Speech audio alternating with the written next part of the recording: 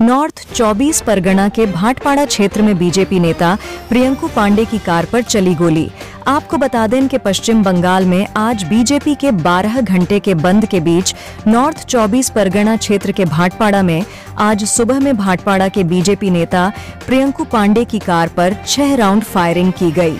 हालांकि इस घटने में बीजेपी नेता प्रियंकू पांडे बाल बच गए। इस पूरे मामले को लेकर इलाके में आतंक का माहौल बना हुआ है। पूर्व सांसद अर्जुन सिंह, भाटपाड़ा के विधायक पवन सिंह घायल व्यक्तियों को देखने के लिए मौके पर पहुंचे।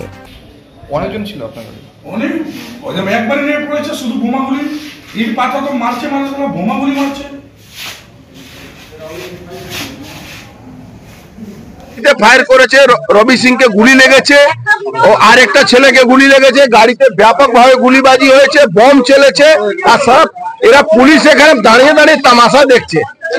বলছি যে পুলিশ কোথায় ছিল? পুলিশ তৃণমূলের তাবেদারি করছে, আর কোথায় থাকবে? কতদিন আর দালালি চলবে? শেষ হয়ে গেছে। এখানে এখন ফার্স্ট এড করাচ্ছি, তারপর এখান থেকে নিয়ে যাবো আমরা।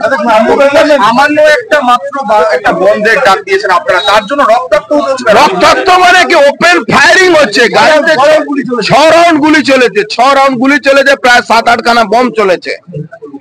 রবি সিংকে গুলি লেগেছে না বম লেগেছে বুঝাই যাচ্ছে না, অত রক্ত ঝরছে। হলো কয়জন ঘায়ল হয়েছে? বোমায় 2 জন উন্ডেড হয়েছে, একটা ড্রাইভার গুলি লেগেছে, এখান থেকে গুলি বেরিয়ে গেছে, দেখুন গাড়িতে রক্ত লেগে আছে।